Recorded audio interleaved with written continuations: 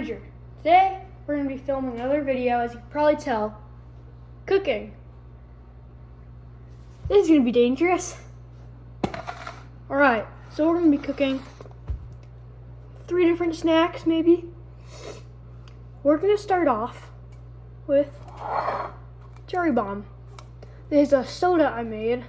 I've made its own packaging. It's probably backwards for you, so sorry about that. It's a normal bottle. It doesn't have to be in a bottle, it can be in a cup. I'm gonna go ahead, I'm gonna make it for you guys. So, first, the ingredients that you're gonna wanna get is gonna be grenadine and A&W root beer. That's all it is. 2 simple ingredients. And if you want, you can add ice. All right, now that we have everything we need, let's take a look at the ingredients that we'll need just once more. So we're going to be needing grenadine. I'm using On the House grenadine and some A&W root beer. You're gonna pour some A&W root beer. This is a very small cup, so if you're gonna do a much larger batch, you're gonna want to only use probably like 1 tablespoon of this, maybe 1.5 tablespoons of grenadine. So I'm gonna be using, of course, the tablespoon thing. This is one of the things you're gonna need. I don't know. You're just gonna need one of these. You're gonna want to pop this bad boy right open. So I would always pour it over the cup, just in case that you spill some, or you could do it over the sink. I think I'm only gonna put 1 tablespoon for this one, because it has red 40 in it. Boom. So now that we have that, we're gonna wanna try to taste it. You might wanna see if it's enough. If it's not, you can always add more tablespoons of it.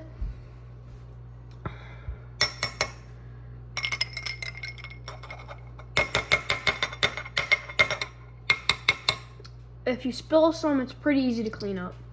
So I wouldn't worry too much about that. So, give me a second.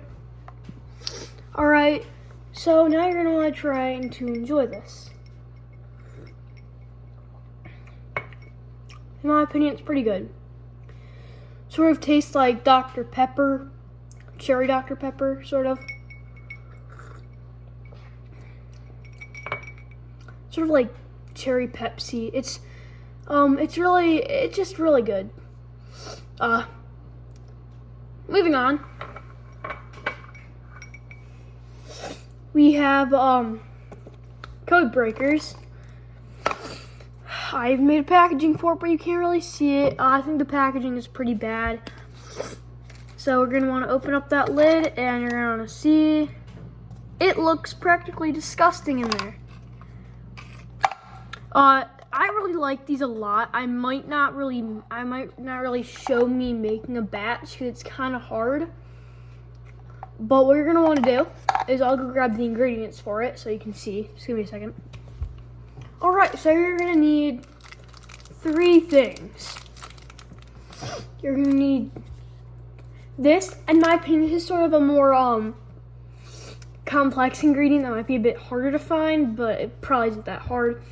It's Thin Mint Seasoning Blend. That's what I use. Kind of weird. And then you just want to use a bunch of Whoppers. So I'm just going to do 1 package of Whoppers. I used probably like 6 or 7 packages of Whoppers. It was filled up all the way into here, but I liked them, so I ate a whole bunch of them. They're supposed to taste sort of minty. They're pretty good. You're supposed to put them in the freezer, and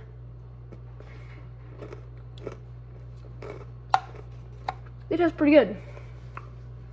You're probably wondering, hey, how do you get the mint seasoning on these? That's where the 3rd thing comes into play. The microwave. You have to microwave the Whoppers. Only for like 10 seconds, and if you see them, maybe like 30 or 10, between 10 and 30 seconds, make sure it doesn't completely melt off, or else it's not too good. they'll mostly taste like a powdery type of Whopper, like if it was covered in powder. It's supposed to taste minty, but it doesn't. I think I'm gonna do one more snack.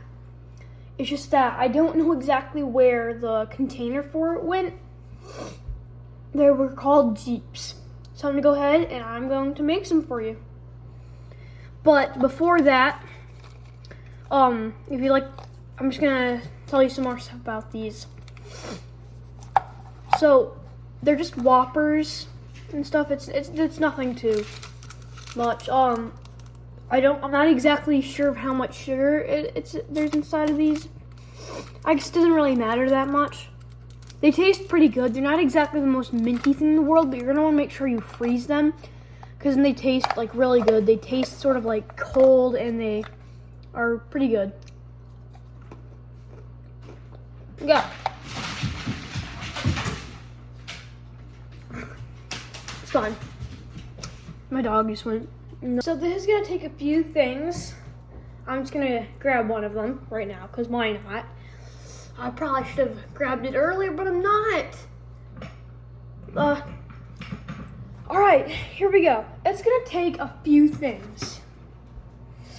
One of them, you're gonna want some animal crackers. Everyone loves animal crackers.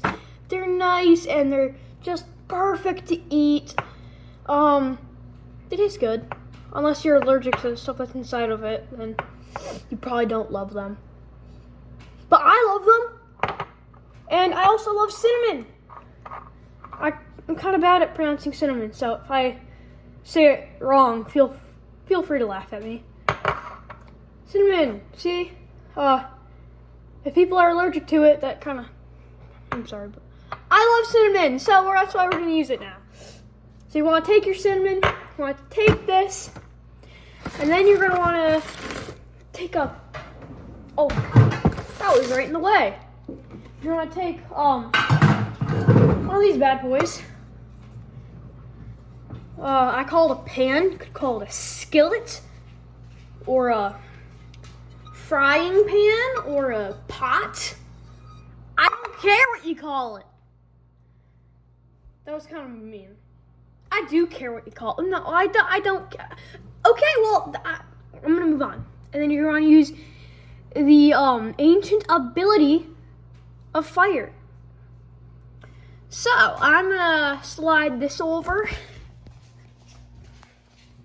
to here by the stove. And you're gonna take your pan. You're gonna place it. I put it on. Oh, wrong one. You're gonna want to put it on high just for now. Make sure you're being careful with the stove. Don't burn yourself. I have not yet burnt myself on the stove.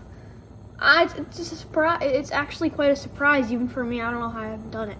But so we got the skillet. Or the pan, or the pot, or the frying pan, whatever you want to call it. And now you're just gonna want to take. Oh, okay. Hold on, give me a second. I swear. We got some Pam. Want to take some of this stuff? I use this stuff. I don't know what the difference is. It just smells good. Like, I don't want my stuff smelling like weird oils. This stuff smells good, you know? I'm not sponsored by it, but it smells good and it works. Ooh, I love the smell of it. There we go. First, now you're just gonna want to leave it on the pan. So your pan probably should look like this, or the pan might. It doesn't really matter. You could use like any type of non-stick spray. You could use just normal like vegetable oil. You could use butter. You could use anything. It doesn't matter. Because I was just scared that I didn't really want the cinnamon to stick to the pan. It doesn't. So I'm gonna hope it is high enough for now. So now you're gonna want to sort of turn it down a bit lower. Now we're gonna take your cinnamon. We're gonna go with 1 dash, 2 dash. 2 dashes of cinnamon. So now your pan should look like this. Look like an abstract painting. or I don't know. So now you're gonna take your animal crackers. I only usually do a handful at a time. Put them in there. And then you're gonna want a spatula. So you're gonna wanna sort of spread them around like this, all over the cinnamon. And you can even put a few dashes like on it, like on the animal crackers while they're in the pan. Oops. They might taste a bit stale after, but the staleness normally goes away. Sometimes I even, put some more Pam on over them. Because I don't know. I'm a weird child, so that's why I'm doing this. I don't really, so now I'll do a few more, It's really good to eat them while they're warm. That's when I like to eat them. See this?